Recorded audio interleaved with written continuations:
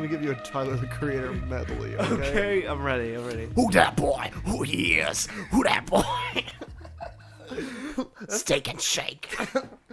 2020 vision. Your Who Dat Boy's ridiculously close. I told You just gotta sound like you've been smoking for like 20 years. You know, like force it like through your guttural noises. You gotta secretly throw up. That's the trick, in your mouth while you do the hook. And then you gotta spit it out. Because you a fish. Hi, everybody. Welcome to the Anthony Todd Show. My name is Trevor the Creator. And with me is my ever-present co-host. Did you just call me a co-house? Yeah. Don't call me a co-house. I am a human being. I am not a stationary object.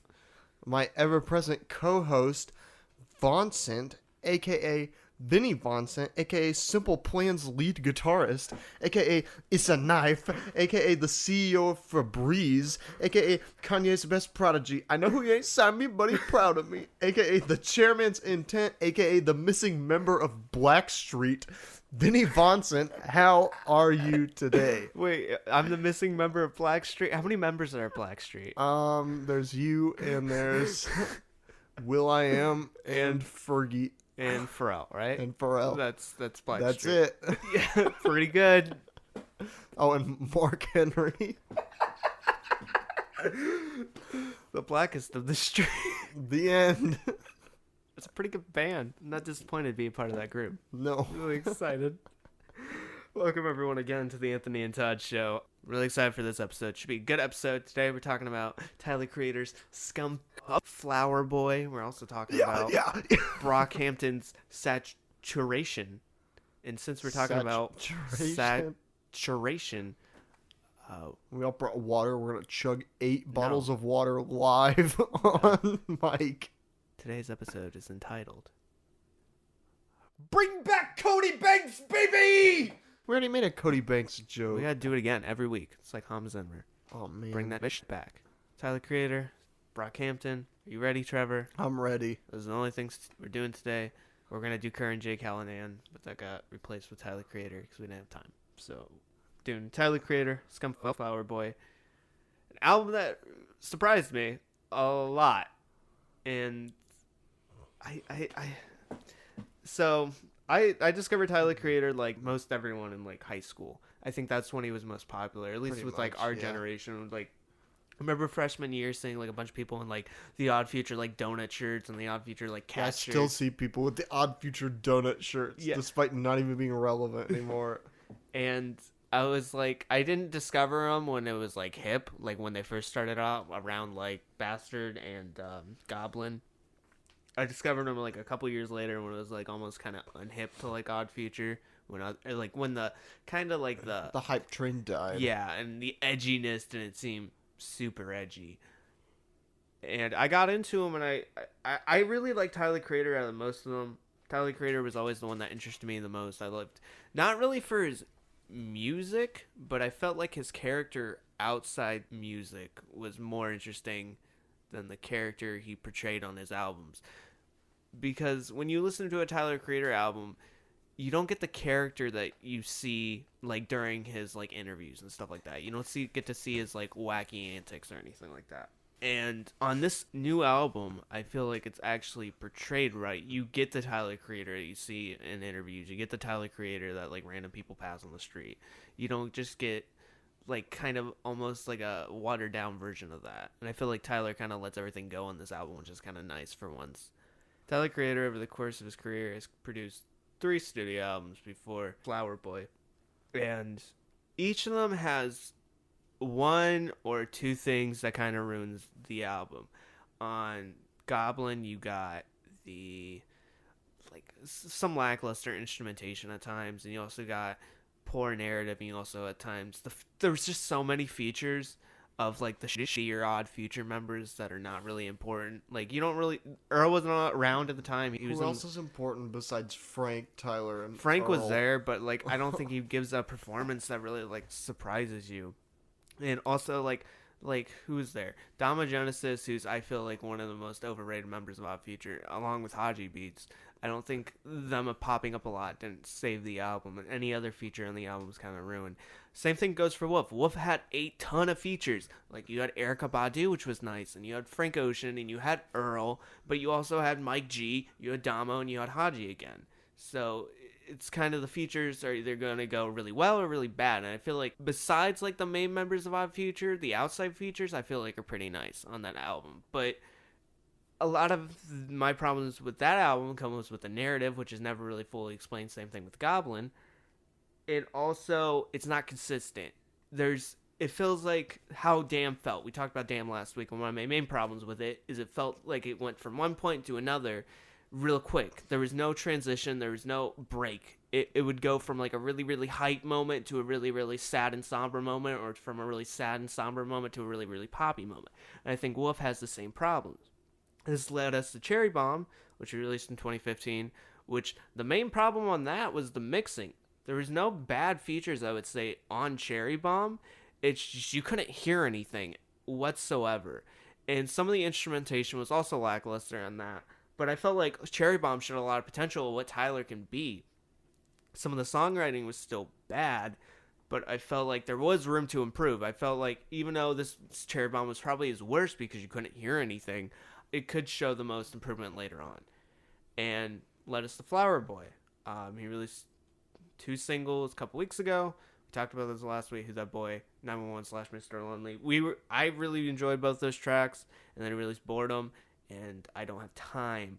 Both those tracks I personally found really, really good and exciting. And this leads us to here. When I listen to this album, I think it's Tyler's most mature. I think this album, one thing I can relate it to is when we talked about Mac DeMarco and This Old Dog, how Mac DeMarco kind of matured in his songwriting.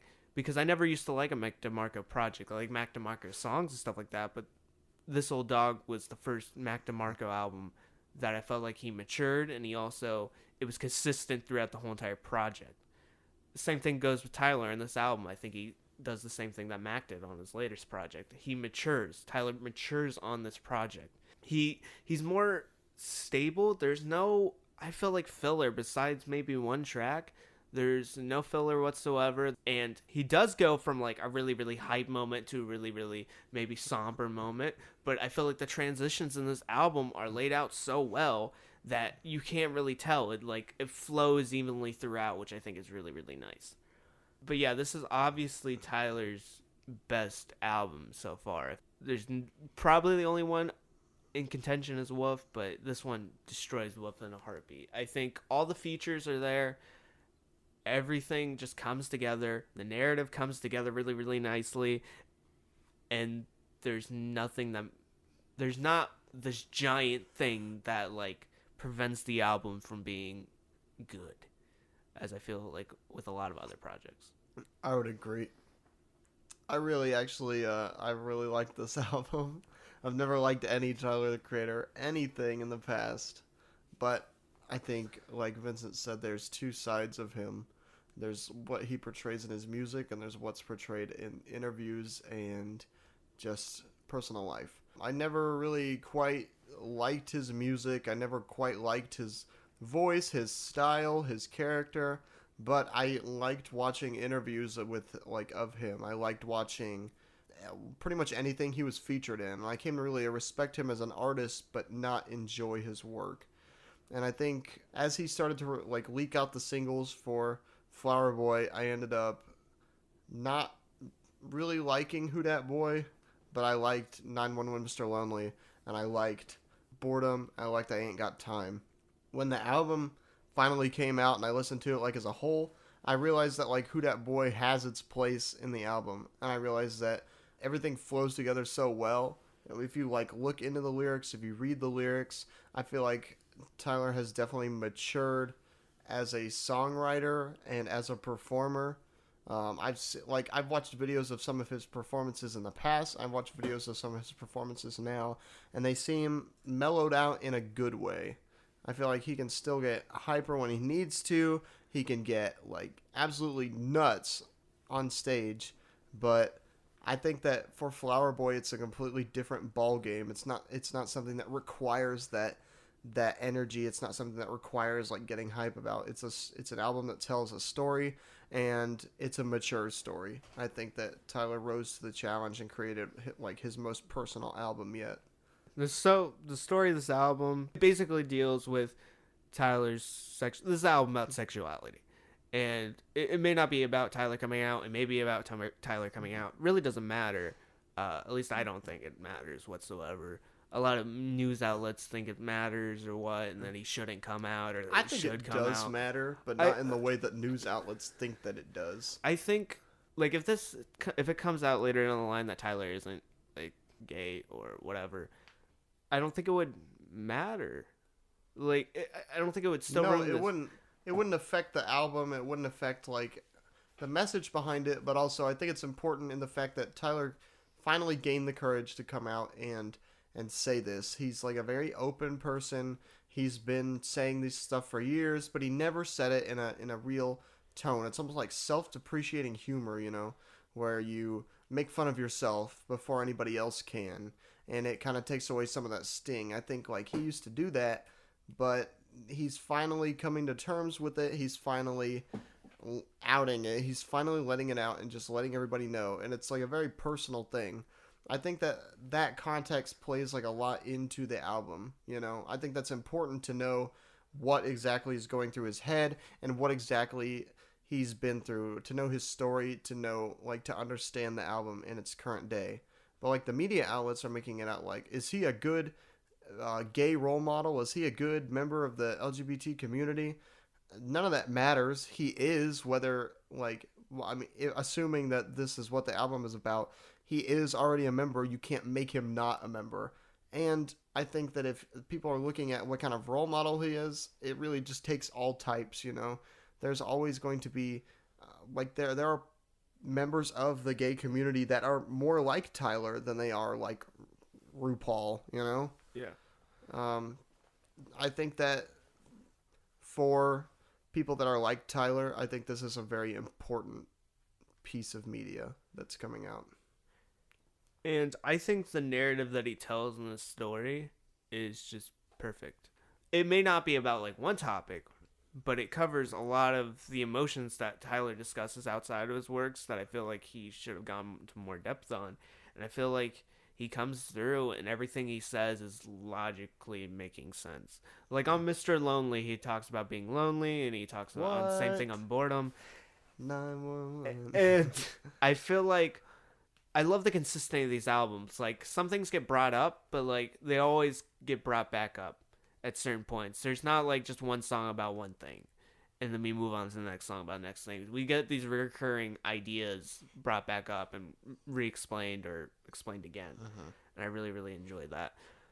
I just enjoy the narrative Tyler builds in this album, like especially on the end of November, where he's talking to kind of this dream guy he set up earlier in See You Again. Yeah.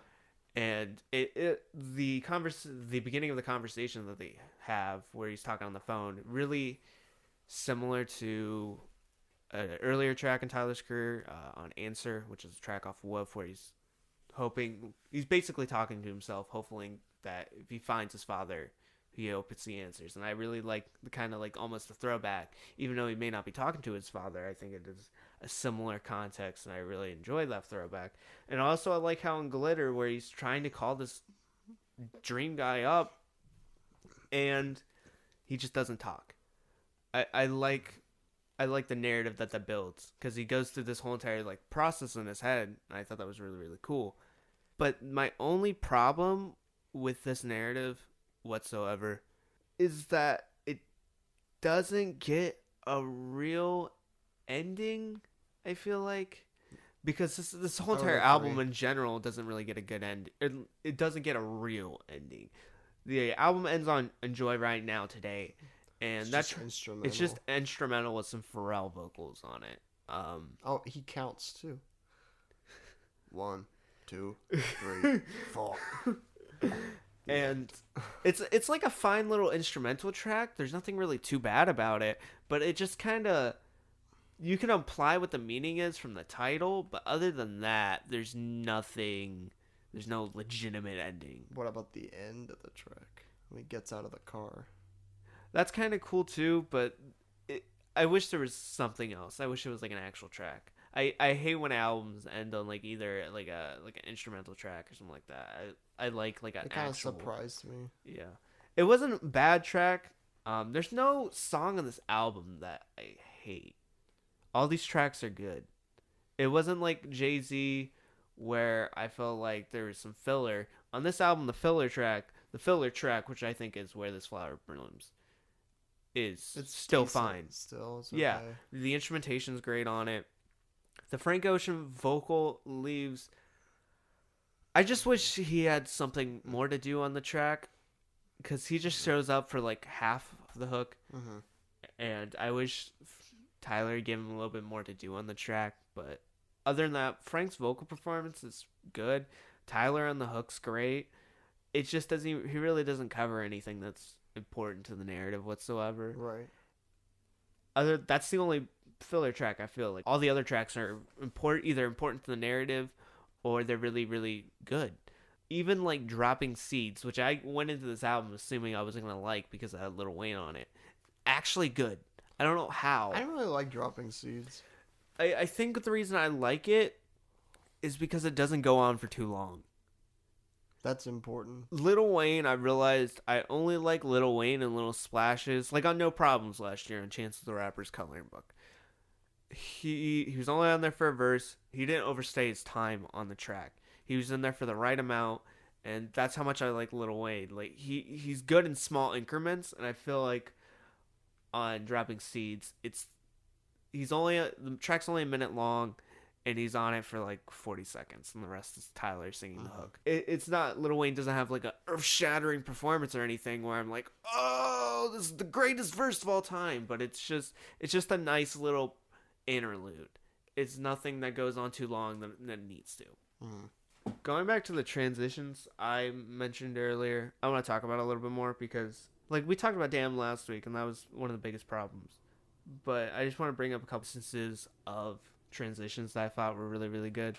Like, on See You Again and Who That Boy, In Between, I didn't understand on Who That Boy when the single was released why the beginning part took so long with the beat. Yeah, it took a long time. And now I completely understand because it gives the album spacing. It spaces the album out. It gives you time to breathe so you have a moment to reflect on something before you get into the super hype track after coming from the super kind of emotional track where Tyler's talking about this dream boy. Yeah. Another good one is In Between I Ain't Got Time 911. Another hype track going into a more somber or more emotional track. And it doesn't have as much spacing as the one between See You Again and Who That Boy, but on this one it's just hello. I think it's still well spaced. Yeah, it gives you context. It may go from a hyper track to a more somber track, but it's spaced so well, and it builds some sort of narrative too that it's perfect. These transitions, it's just I felt like this year there's been a lot of problems with transitions. Especially in Damn. That's the one that comes to mind. I think Jay-Z had a problem. I was just thinking about that. In 444, since it's the only other album in my mind at this point for some reason, that had a problem with transitions too, but not for like the ways Kendrick did. It was because there's two different tracks right next to each other. Like you can't go from like an old school hip hop beat to like a reggae track. I don't feel like those two mixed. On this album, on Flower Boy, all the tracks fit. Since Tyler is pretty much the only producer on this project, it gives a consistency throughout the entire album. Which I feel like Damn had problems with because there were so many producers. But I like how Tyler on this project, he's the only producer, and I like how it provides a consistency throughout the entire album. I don't know. I think it just from a storytelling standpoint and a very like musical standpoint, I think Tyler has really matured as well as his songwriting. I think the way he incorporates more slow jams, kind of vocal tracks in here. I've seen you listen to something like Boredom, you listen to something like 911 Mr. Lonely. Those are more Frank Ocean type tracks, you know. I told you like my problems with 911, like it just didn't seem like he had that musicality. It just didn't seem correct. It seemed like his backbeat was slightly flat or in a different key or something was wrong with it. But when I've listened to it in the context of the album, it sounds a lot better. It sounds more polished. It just makes sense. I think the same with Boredom. I think the same with I Ain't Got Time. They just sound so much more appropriate, you know? They sound like they make sense more in the context of the album. The last 3 tracks I want to touch upon, because I think this is kind of just where the entire album comes together. Yeah, I really liked November. I think that track is probably my favorite on the album. I feel like a lot of people have been saying that, but November is a good track. But I feel like it's not the best. I guess it's not my favorite musically. My favorite musically is Boredom, but my favorite in the narrative, I guess, is November. I think it's I think it's just super important to telling the story. Like, he finally is going to call this Dream Boy. He's finally gonna like tell how he feels.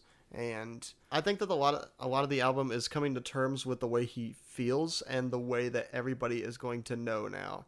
And I mean, you hear evidence of it, like I said, like in his interviews, he's kind of shirking it off. He's kind of like just shrugging it off, making fun of it, like just putting it out there, but not specifically. So people question and people might be on to him, but he's not going to say it outright. I think you can hear evidences that in the album when he's talking about cars, he's talking about like chains, he's talking about things that usually he's not super fond of, or he kind of like makes fun of people that put high status on these things. And he was like, oh, are you sick of me talking about cars? I think that's part of him almost reluctant to talk about what he needs to talk about, you know. It's reluctant to out himself. And so he takes refuge in putting it off almost, you know. But I think finally, like in November, he comes to terms with it. He says, you know what, like, I've got to get this out. And I think one of the best parts is all the different people talking, like, my November was when I went to my first concert last year, or my November was when I met somebody that I loved and rocked my world, blah, blah, blah, like stuff like that. Yeah. I think that was like just a really powerful moment. And finally at the end, shout out to my home landline answering machine. I didn't know he was going to be on here. I thought he would have told me. But nobody picked up. Nobody picked up his call. And I think that was almost like soul crushing for him. Glitter, the next track, is him supposed to be leaving a message. And he can't bring himself to do it. He can't tell how he feels. I think it's almost telling of Tyler's personality, especially like personal life Tyler, not musical Tyler. Yeah. You know? I like how in Glitter, he sounds like some weird distorted Sampha. He does, yeah. It's so weird. Like, I'm like, oh, I didn't know Sampha was on this album. I didn't know Sampha was also singing off key a bit. I feel like I love Tyler's vocals on this record. They're good in The this. only time they're disappointing is at the beginning of 911. That's the only time I feel like I felt kind of like they were kind of off. But other than that, I feel like Tyler's vocals are especially consistent on this project. I love how at times he's using auto-tune and stuff like that, which is cool because I didn't think Tyler would ever use auto-tune and stuff like that. And like moments in this album, his vocals are really, really beautiful, especially on Garden Shed with Estelle, who has a really, really nice vocal appearance on that track. And Tyler's vocals are consistent throughout this entire project. One thing this project really did for me is it brought faith that Callie Uchis can actually sing. Yes, I was going to talk about that. After She's My Pocket, because she can't sing on She's My Pocket. I don't know what she oh, was it? Yeah. She's My Pocket. No, She's My Pocket. No. Yeah, after She's My Collar, because I lost faith that Callie Uchis could sing, because she sounded tone deaf. She sounded horrible I just sung. In the Gorillaz album, but when I listened to Flower Boy, I listened to her track, I was like, wow. Yeah, she really changed. See You Again's probably my favorite track on this album. I just love the narrative, how it builds. The Fast and Furious song. I love that one. That's what I thought it was at first. I'm like, wow. What if he just took somebody's song and just put it in his own album? This is good. This is good. I think this fits. Oh, another thing this album did for me. Jaden Smith on the hook, actually pretty good. He wasn't bad. Because he actually want to know why. You want to know why it sounded good? Because he was probably actually awake for it.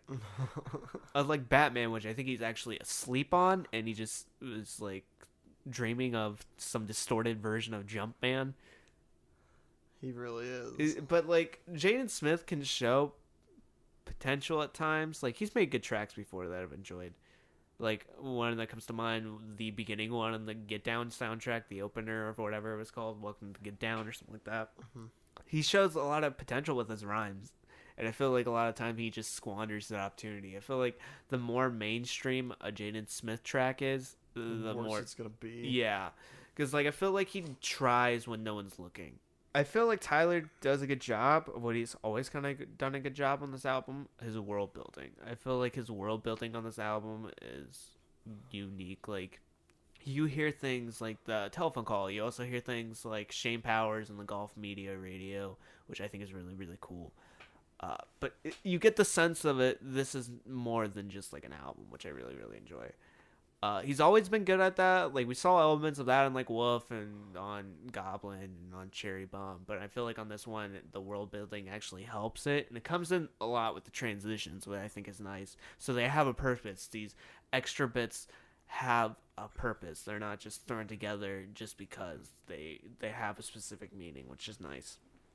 So in conclusion, I really, really love this album. I think Tyler did a great job with it.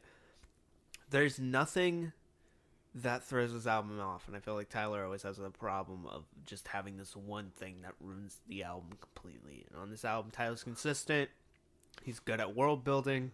He's good at creating a narrative, and he uses all of his strengths and puts them together finally to make this really, really great project. And I always knew Tyler had potential of this, but he just never used it. He was almost like he was half-assing everything, it felt like, or he just didn't know what he wanted. And on this album, I feel like he was able to come together and figure out what he really wanted on the project and really enjoy it. And I think this album's a 9. I really enjoy it. Check it out. It's a great project. Tyler did a good job with it. And it's nice to have 2 good Odd Future projects in a row. We got Blonde, and then we had this. So it's nice that we get like 2 solid ones. It makes me really, really excited for what Earl Sweatshirt's gonna make. Even though Odd Future's not a thing, I like to think that the 3 most talented members were always Earl, Frank, and Tyler. And since Frank and Tyler have had 2 good records, I really hope Earl throws something out of the bag and makes something really, really special. Yeah. I think the next Earl project's gonna be exciting, especially since he's friends with Knowledge now, and I hope Knowledge produces. Knowledge is probably one of my favorite producers. He just has a unique style that I like, so I'm really excited to see what Earl's going to throw out, if it is. But other than that, Tyler did a good job. Check it out. Good job, Tyler. I'd have to give it an 8.5.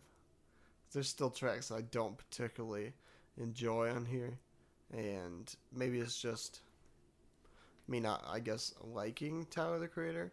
But, like, there are just a couple that like you said, they help build the narrative, but I just didn't particularly find as much joy or as much narrative in a couple of them. Like, Dropping Seeds, Where This Flower Blooms. I didn't particularly enjoy those 2 tracks off the top of my head, I'm thinking. But I think that the project overall is really important for him. I really enjoyed it. I like it musically. I like the mature sound of Tyler, the Creator, and I would consider listening to more of his projects if they sound more like this. I think it was just a very important thing for him to get out, and I think it probably took a lot of guts. It probably took a lot of hard work to finally get this worded the way that he wanted it to. And I'm kind of proud of him from a consumer aspect, from a listener aspect. I'm proud of the way that he came together and created this the way he wanted to on his own terms. Okay, you ready for some Brockhampton? Yes. Okay. Brockhampton. Okay, this Brock Lesnar album is called Saturation. Featuring a member of the Blue Man Group on the cover. That's a nice choice. Thank you. Brockhampton's a group that kind of just came out of the aether real fast, out of nowhere. It's great. I love it. It's just one of these hip-hop groups that just comes out of nowhere. So basically, Brockhampton is a group from Southern California, Northern California, somewhere, LA, somewhere. Let's just say that. There's like 9 people on There's it. like 400 people in it. Most people know Kevin Abstract. That's usually what people call the main guy. There's also Amir Van, Don McLeodin, Marilyn Wood, Brock Lesnar, Joe Joe Biden. Matt Champion, Bareface, Q3, which is the production team of Jabari Man Warning, and Kiko Merley. Jerobi. I don't know. And Ramel Heminai. I don't know. The producers need to get easier names so I can read them better. Q-Tip, Fifey Dog, Jerobi. RZA. Vanilla Wafer. The Quaker Oats Guy. Okay, so yeah, we listed off some of the members. I hope that's all the members. Yeah, There's the like Quaker Oats Guy is my favorite. there's like 20 members of Brockhampton, and it's hard to keep track sometimes. It's not like Injury Reserve where there's just 3 of them. There's like 400. But Kevin Abstract's kind of known as the main guy of the group. Amir Van's, I think, the only one to other release solo project before this, I think. And they just kind of all came out of the aether at once. Kevin Abstract released a project last year that kind of got some buzz. I wasn't aware of it at the time. But all of a sudden, here they are. Just out of the blue. They released Heat. And I found it online. And I fell in love. Brockhampton reminded me a lot of what I enjoyed so much of Odd Future. Is that group dynamic of everyone being different, everyone providing something on the table, and it wasn't just one artist or 2 artists. It was the whole entire collective of them, and it seemed really cool. And they're making music that was out there. One thing I feel like Brockhampton does really, really well on this project is that they're able to work together. Odd Future was never able to work together. Brockhampton each member complements the next. They all work together, whereas Odd Future was mainly an Earl Sweatshirt, Tyler Creator, and Frank Ocean talent gap. Yeah, there was. Between the best and the worst. Yeah. In this album, I would say there is maybe a small talent gap. There's always going to be a talent gap, but it's not going to be like Odd Future's talent gap. So they came out of the aether recently. Just came out, spit them out in the universe, spit them out somewhere. And there they are. We started out with Heat, I think was the first, or maybe Gold. That was the first. Face, something like that. Heat was the first one I listened to, but they released 4 or 5 singles, and each of them consistently got better. I felt like. They're all interesting. They had some of the best music videos of this year that consistently tied in the project. Mm-hmm. And everything kind of felt like everything was stacking up with each other really nicely, and there was no huge talent gap that was going to put off the project. Like, one of the problems I had recently with A$AP Mag's latest project is that there was such a huge talent gap between, like, A$AP Rocky and A$AP Ferg and, like, everyone else. And on this project, there's not, like, a verse from someone that I despise. Like, all the verses throughout this thing are pretty consistent. They range on whether they tell a narrative or not, but I feel like they're consistently decent to good. As far as wordplay and flow and just pure rhyming goes, they're pretty consistent. The only verse that I remember in my head right now that I remember don't really liking is on Heat. The more I listen to it, Matt Champion's verse towards the end is kind of... He just sounds like edgy white guy. An edgy white guy is not a unique character. It just seems off for some reason. I don't know why. Brockhampton is one of the most unique groups out there, I feel like. Because no one else is really doing what Brockhampton's doing right now. There's been groups before, but there hasn't been groups like this, I feel like. Nobody else can fit 400 people in a car. I think the group collective kind of style rap groups are like not as popular anymore. You know, you obviously can have collectives. Tribe Called Quest really popular like back in the day. De La Soul, really popular back in the day. But like each of them were just groups. They didn't really come out and do their own thing. But I think like now we're seeing more of the rise of that kind of thing. In a way, I would struggle to call Run the Jewels a collective because they're not. But They're just both a members duo. have released like separate things. Injury Reserve. I mean, I think they're pretty up to snuff with that, and I think Brockhampton are like 2 or 3, depending on what you define as a collective, like main leading groups like in the rap game right now.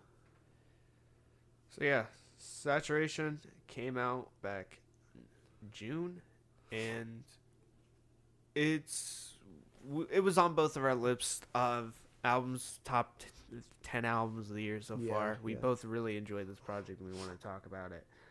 So here goes nothing. Saturation starts off with Heat, and Heat, the only reason I kind of want to bring it up again is it's almost like a false start, I feel like. Yeah. Like, it's a good track. I enjoy the track. I don't think it gives a good feel of what the album is about until the second track, at least. Yeah, it's like, it's super aggressive. Like, when I listened to this track, I immediately thought about Future because it was aggressive. It's edgy. Like, Amir Van comes off as super aggressive, And super edgy. The Shadow the Hedgehog, anime villain-esque. Yeah, but like, this track's super angry, and it doesn't give you a show of like what the project's about. Like, the rest of the project isn't super It's not angry edgy or aggressive. It's more chill, which kind of threw me off because I thought since Heat was first, everything else was going to be consistent with that, and it really wasn't. But another thing that kind of I found weird was Kevin Abstract's not on this track, and he's on like pretty much every track in the rest of the album, which I thought was strange. It's a false start, which is really weird. It's not a bad track. I just think it's weird that it starts off the album. It's so stylistically different than every other track. It should have been either in the middle or at the end instead of at the beginning. But as an introduction, it shows you kind of what the group's all about in a sense besides Kevin Abstract. You go into this project knowing that Amir Van is consistently great with his bars. Amir Van on this project is fantastic. He's telling some of the most funny and consistently good lyrics on this album. He's spitting rhymes like it's no one's business. It's like he's not even trying, it feels like. Because there's some moments on this album where it just seems like he's just putting these corny lines, but he tells them with such like compassion and such like emotion that you like believe him. Like on Star, Amir Van is talking about he says something about Tom Hanks, and then he says Secret Agent Cody Banks, and it's so stupid, but he says it with like such realism that you believe, like, it doesn't seem corny. And on Gold, where he's like, I just want to get a feel of your booty. Grab a camcorder, we can make it a movie. That sounds like a middle schooler wrote that. But he says it with like, he says it. It's all in the delivery. His delivery is so good on it that it doesn't seem like stupid. And he's able to do this throughout the entire album. And Amir Van has become one of my favorite members of the group because of that. Because he just is spitting these stupid rhymes that are just good. On Heat, you also get the sense of Don McLennan and kind of what his emotional state is at this album. He basically talks about his mental health and a couple other issues that he has, which I feel like he's the one that goes deep out of the most of the group. I feel like he's the one that is most upfront about his problems pretty much for the rest of the album, which is nice because the narrative of this album is kind of different from each member.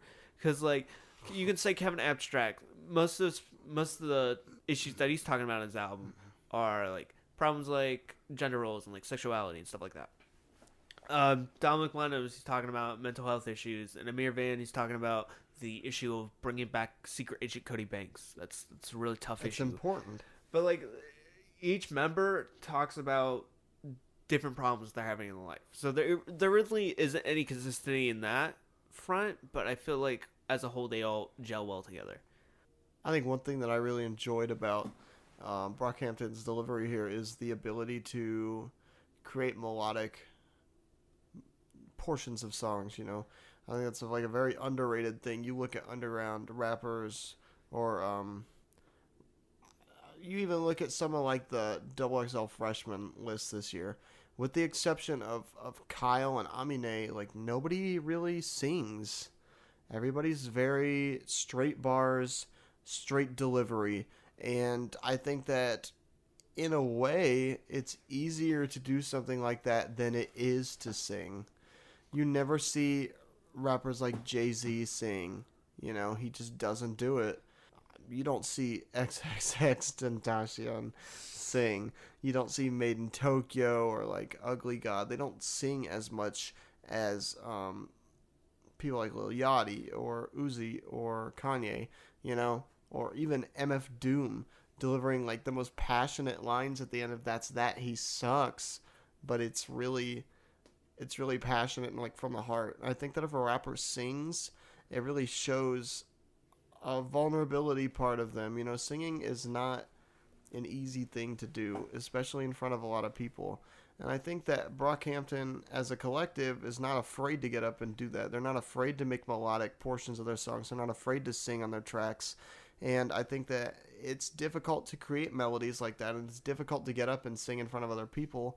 And I think that added another layer of respect from me to them, Tracks like Cash and tracks like Star, the way that they actually add like melodies, they add harmonies, they sing together, they collaborate and make these beautiful lines. And I think that's like a very like underrated thing that a lot of rappers don't do. And to see that Brockhampton puts value in that, I think that's like a very important thing that a lot of rappers aren't doing nowadays. And I feel like pretty much everyone sings on this album. Yeah, it's not just certain people; it's everybody. Yeah, which is nice to see that it seems more like a group effort. It's not like just, hey, I just showed up for my verse and then I left. Yeah, Nice. and it seems like everybody's very comfortable with one another because they can do that, because they put that mutual trust that everybody's going to sing along. Nobody's going to just sit there dead weight. They seem very comfortable and bounce off of each other really well. Another thing that this album does really well is its skits. I like the skits. Its skits. I feel like it kind of reminded me of Humans. I like the interludes on Humans, even though they didn't really build up anything. Going up. I feel like there were these weird like bits of narrative that don't really do anything, but they seemed really cool. The skits on this album do about the same thing, I would say. They build up this character of Roberto that says he's gonna like kill himself and like destroy people's houses, and then he wishes to be more self-confident. They're really like these weird kind of like creepy, almost atmospheric moments that I think are cool. They don't really build anything, but they're nice little moments where you can take a breath and stuff like that. Yeah. And they do have a unique atmosphere that the album provides. The only track I feel like I dislike on this project is Bump, but it's because like the only reason I don't like the track is because the hook and the verses, I feel like they're supposed to contrast, but they just sound wrong. They don't fit together. I hate things that do that, like where they're supposed to be contrast, but it doesn't make the contrast like build up right, so the contrast is kind of like purposeless. And I feel like Bump does this because on Bump Kevin Abstract comes on the hook about at least when this ends, at least I have a reason to live.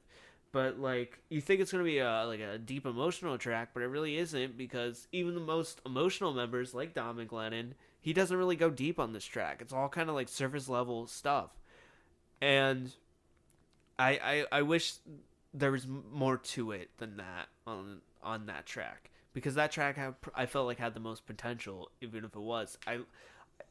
I do like how the instrumental does contrast, but I don't like how the verses contrast with like the hook, and it doesn't really provide any meaning.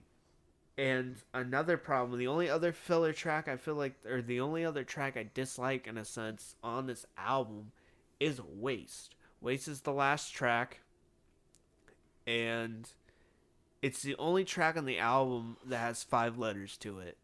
All the other tracks on the album only have 4 letters. So, Waste, I feel like, in a sense, is build up to new information we received a couple weeks ago, is that we're getting Saturation 2. Yeah.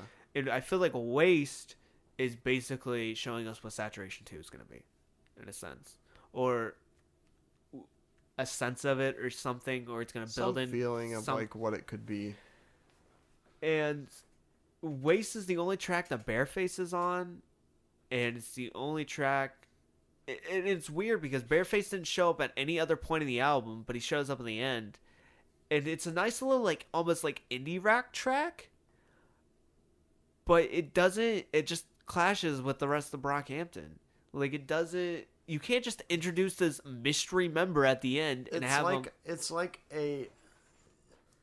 when you go see a Marvel movie and this is like the after credits scene where it's different style and there's a new character added, like a new member added. If it's like that, that would be cool. But it's just strange. It's not a bad track by any means, I don't think. Because Bareface has like a unique performance in it. It just clashes. And I wish we got a real ending. But since we are getting Saturation 2, like next month easily or carry later on this month, the narrative or carry on the style, you know. I hope we get at the end of Saturation 2 I think would be pretty cool. So all the tracks are maybe it's like some weird like infinite loop. That'd be kind of cool. Where not necessarily the songs have to transition each other like King Gizzard and Lizard Wizard album with like Nonagon Infinity. It would be cool if it was like, so we got all the tracks on Saturation have 4 letters in them besides the last one, which was Waste. So on Saturation 2, all the tracks on them have 5 letters in the titles of each track, and except for the last one, which maybe only has 4 letters, and it's a more aggressive track similar to Heat. So you get the sense you can listen to this album in a loop, and it would kind of be cool. Yeah. Maybe they just called it Waste because they couldn't call it Wast.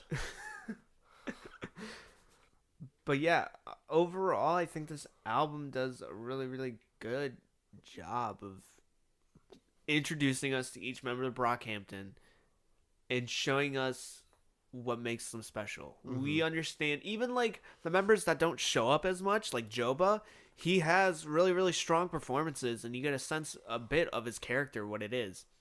You get to see depth. You see angry moments where he's screaming on Heat, and you also see the more somber moments where his vocals are like kind of higher pitched, and it's really nice on Gold, at the end of Gold. And there's no member I feel like is kind of weak. All these members show up except for Bareface, like a good amount. There's no member that shows in the beginning and doesn't show up at the end. There's no member that only shows up once besides Bareface. I feel like they each have their space and they get to work with it, and it's nice. This album was able to produce some of my favorite songs of the year. Like songs like Heat, songs like Gold, songs like Star, songs like Boys, songs like Cash and Face. Like there's so many like good tracks on here. Brockhampton's consistently good. Like besides Heat, from Gold to Face, I feel like the album has managed to stay consistent. It just is able to like match with each other with the tracks, and the skits provide brief moments of air, which is nice. But overall, I really like this album. I think Brockhampton did a good job with it. I think this album's an 8.8. Really enjoyed it. I think Brockhampton. I'm really excited to see what Saturation 2 is gonna be. I hope they don't rush it. I hope they give it time to work on it, or maybe they already had time to work on it, or maybe it's been done for like months now, and they're just gonna release it in a couple weeks. But I hope it's good. I hope they all continue to show strong performances. I hope Bareface gets moments to shine, because he only got a moment to shine on this album. But I hope we get to see more. Maybe there's more members of Brockhampton that are just gonna come out of the fold. Maybe they're introducing like 20 more members. I can't wait for the Quaker Oats Guy to come out. I would say I'd give this album a 9. I really enjoyed it. I'm really excited for Saturation 2. I don't know. I really appreciate the underground rap scene, and I think that groups like Brockhampton are giving it a really good name. I also think that Brockhampton is doing collectives right, and I think that they're doing melodic rapping right. I think that they have a lot going for them, and I'm really excited to see what they're going to bring to the table in the future. Okay, now I want to do something a little bit interesting. So, I want to rank the members of Brockhampton in order of who we think is going to be popular, in order of who's our personal favorite. Okay, for me personally, I think the order is Amir Van, just because he has just ridiculously stupid rhymes that are great. After that, probably Don McLennan, because he's able to show such emotional depth. And after that, it's Kevin Abstract. After that's Joba, and then Marilyn Woods and Matt Champion. I would say Matt Champion's at the bottom for me. And then probably the only thing I would switch from your list is I'd put Kevin Abstract at 2. Because I really like Amir Van. I think that I think he would fit in really well with Das Racist, personally. In terms of popularity, there's no doubt that Kevin Abstract is going to be the golden he child. already is, kind of.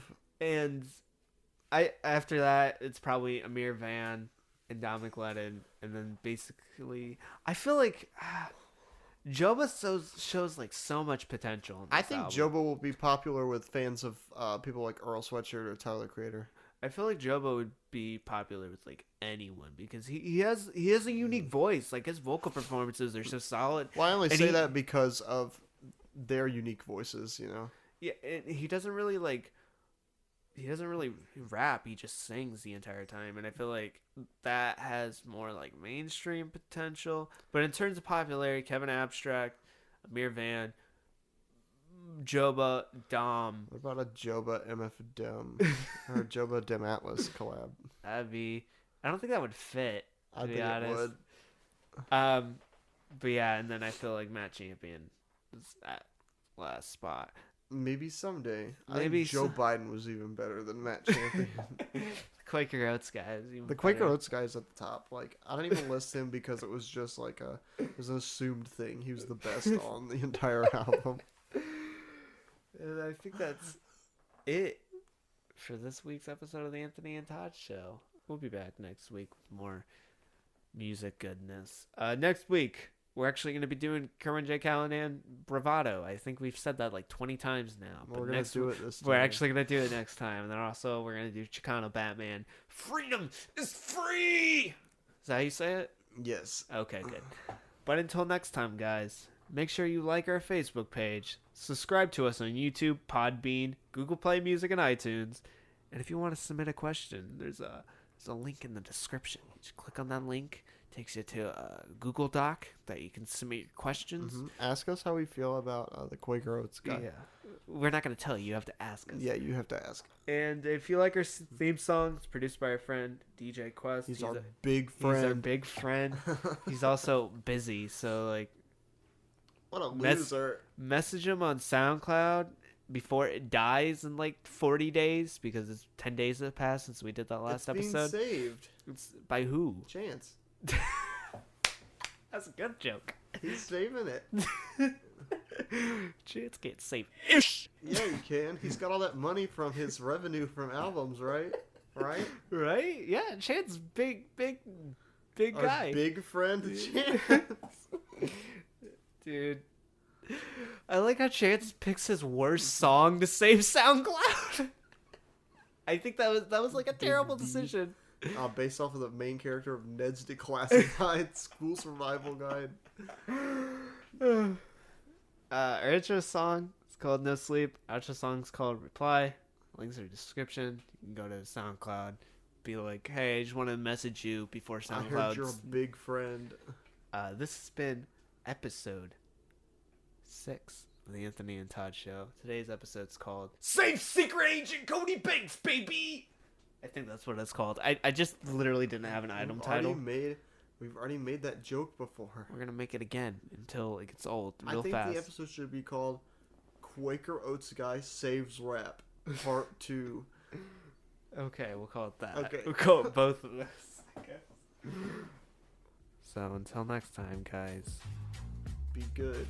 Eat your vegetables. beat your meat. Eat your vegetables. Don't beat your vegetables. They deserve better.